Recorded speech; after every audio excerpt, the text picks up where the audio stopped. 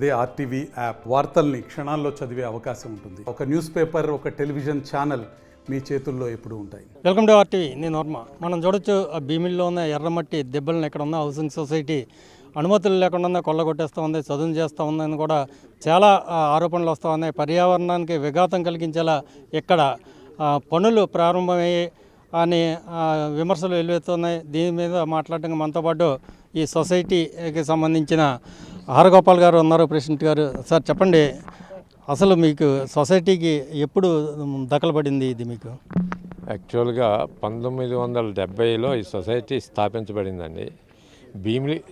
Bheemili development లేదని చెప్పి మా ఎక్స్ ప్రెసిడెంట్ గారు వాళ్ళ ఫాదరు భీమిలిని డెవలప్ చేసి ఇంప్రూవ్ చేద్దామని చెప్పి ప్రభుత్వం వారికి స్థలం కోసం అప్లై చేయడం జరిగింది. 1982లో ప్రభుత్వం వారు మాకు స్థలం ఇచ్చారు. దానికి ముందు మాకు ఎగ్జిస్టింగ్ ఐఎన్ఎస్ కళింగ స్థలం ఇచ్చారండి. అది డిఫెన్స్ వారికి కావాలనుకుంటే మీరు వేరే స్థలం చూసుకుంటే అంటే దాని సైడ్లో చూసుకున్నాం. ఇది 1982లో పొజిషన్ ఇచ్చారు. At the cost of 500 rupees వాళ్ళు ఛార్జ్ చేశారు పెర్ ఏకర్. అది ఏమైంది, ధర్మిలా ఈ రేట్లు పెరగటం మూలన ఈ రేట్ పెంచుకుంటూ పోయి ఎకరా 1000 రూపాయలని, ఎకరా 4000 అని చెప్పి ఇట్లా పెంచుకుంటూ పోతున్నారు. మాకు ఈ ప్రభుత్వంతో కొంత తేడా వచ్చి దీన్ని ఫైనలైజ్ చేసి మాకు పొజిషన్ 82లో పొజిషన్ ఇచ్చారు. మళ్ళా మాకు కావాల్సిన రికార్డు హ్యాండ్ ఓవర్ చేయట్లేదని చెప్పి ఒక డిస్ప్యూట్లా వచ్చి సుప్రీంకోర్టు వరకు కూడా మేము ప్రభుత్వం కూడా సుప్రీంకోర్టుని ఆశ్రయించడం జరిగింది.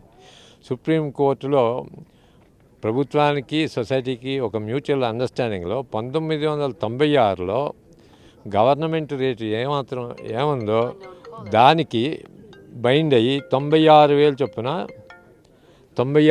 చొప్పున మార్కెట్ వాల్యూ ఫిక్స్ చేస్తే మేము పే చేయడానికి రెడీ అయ్యాం. గవర్నమెంట్ కూడా accepted it is only a mutual అండర్స్టాండింగ్తో యాక్సెప్ట్ అయిపోయి సుప్రీంకోర్టు నుంచి బయటకు వచ్చి మేము ఎప్పుడైతే మొదట 82లో కట్టామో ఆ డిఫరెన్స్ ఆఫ్ అమౌంట్ ప్రభుత్వానికి కట్టాం.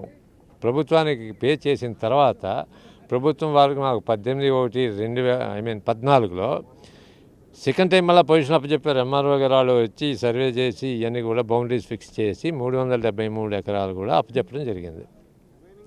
వాళ్ళు అప్పచెప్పిన తర్వాత జియోలాజికల్ సర్వే ఆఫ్ ఇండియా వారు వచ్చి ఇది సర్వే చేశారు ఏరియాని. చేసేటప్పుడు వాళ్ళు ఏం చేశారు, ఇందులో కొంత ఎర్రమట్టి దెబ్బలు ఉన్నాయని చెప్పి మాకు సొసైటీకి చెందిన 91.5 ఎకరాలు, అలాగే డిఫెన్స్ది, అట్లాగే ఏపీ టూరిజంది, కొంత అసైన్ ల్యాండ్స్, ఇవన్నీ కూడా ఎర్రమట్టి దెబ్బలు జియో హెరిటేజ్ సైట్లోకి వస్తాయి కాబట్టి అని చెప్పి గవర్నమెంట్కి ఇన్ఫార్మ్ చేయలేదు. జియో హెరిటేజ్ అది ప్రొటెక్ట్ చేయాలని దానికి government of Andhra Pradesh GOMS number 19 issue చేసి ఇవన్నీ కూడా రిస్ట్రిక్ట్ చేశారు. కన్స్ట్రక్షన్ కానీ డిమాలిష్ చేయకుండా అది ప్రొటెక్షన్ చేయాలి అని. మేము ఆ 91 ఎకరా మా స్థలాన్ని విడిచిపెట్టి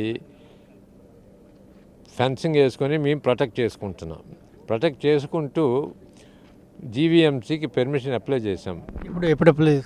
అది ఎగ్జాక్ట్ డేట్ లేదండి. మేము ప్లాన్ అది పెట్టాం. ప్లాన్ పెడితే మాకు టీఎల్పీ వచ్చింది, టెంటేటివ్ లేఅవుట్ ప్లాన్ వచ్చింది.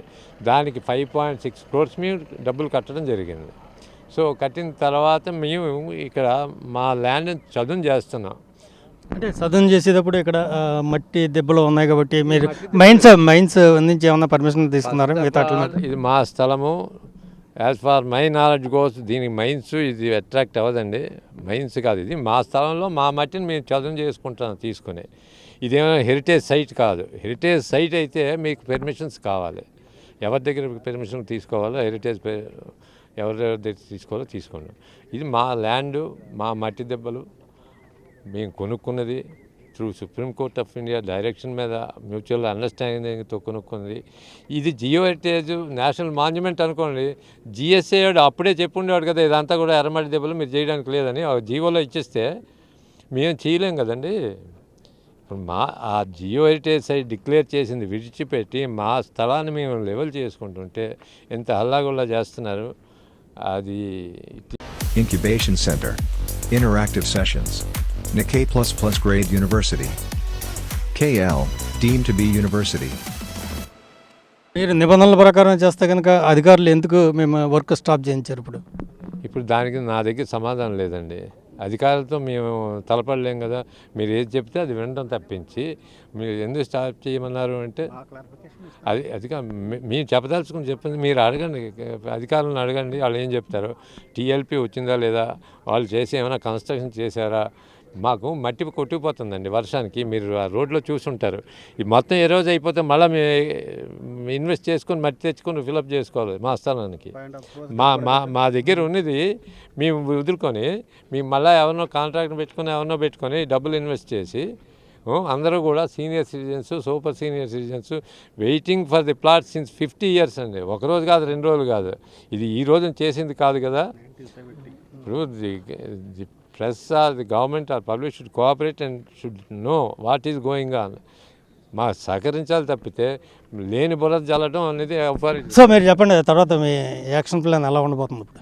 మాకు యాక్షన్ ప్లాన్ ఏం లేదండి. వీళ్ళు ఎప్పుడు ది గవర్నమెంట్ ప్రభుత్వం అధికారులు దాటి మనం ఏం చేయలేము. Will take all legal permissions and proceed. ఇది ఇల్లీగలు, ఇది హెరిటేజ్ సైట్ అన్నారనుకోండి, we have no right to continue, ఆపేస్తాం. ఏమీ లేని దానికి మీరు ఆపియండి అన్నారు, ఆపుతాం, సంతోషం, అదేం ఇబ్బంది లేదు. బట్ మేము కూడా వాళ్ళని కలుస్తాం కదా. ఏం మీరు ఆపేయమన్నారు, ఇప్పుడు ఆపమన్నారు, ఆపిన తర్వాత నెక్స్ట్ మేము ఏం చేయాలి? మేము డబ్బులు ఇచ్చి కొనుక్కునే తప్పితే మాకేమైనా ఫ్రీగా కానీ కన్సెషన్ రేట్లో కానీ గవర్నమెంట్ ఇచ్చింది కాదండి ఇది.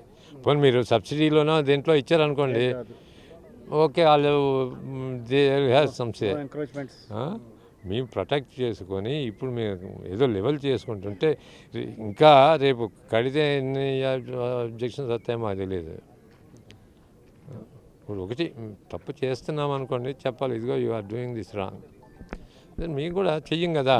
ఇప్పుడు society is established for construction of for allotting plots అండి.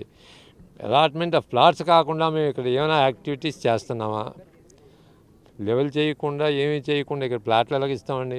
ఫైనల్గా మీరు ఎల్పి లేఅవుట్ ప్లాన్ ఇచ్చేటప్పుడు మీరు చూడండి, మీ రిక్విజిట్ ఇవన్నీ సరిపోయినాయా లేదా, లేకుండా ఎవరు కదండి పర్మిషన్. సో ఒకటే చెప్తా ఉన్నారు, ఇక్కడ అన్ని నిబంధనల ప్రకారమే ఇక్కడ ఈ సదును చేస్తూ ఉన్నాం. మరి ప్రభుత్వ అధికారులు ఎందుకు ఇక్కడ వర్క్ స్టాప్ ఆర్డర్ ఇచ్చారో మాకు తెలియదు.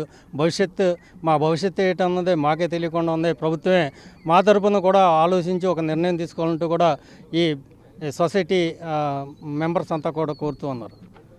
కెమెరామెన్ అజయ్తో వర్మ, భీమిలి నుంచి. మరిన్ని వీడియోస్ కోసం ఛానల్ ని సబ్స్క్రైబ్ చేయండి. లేటెస్ట్ అప్డేట్స్ కోసం వాట్సాప్ ఛానల్ ని ఫాలో చేయండి. అండ్ లింక్ డిస్క్రిప్షన్ లో ఉంది.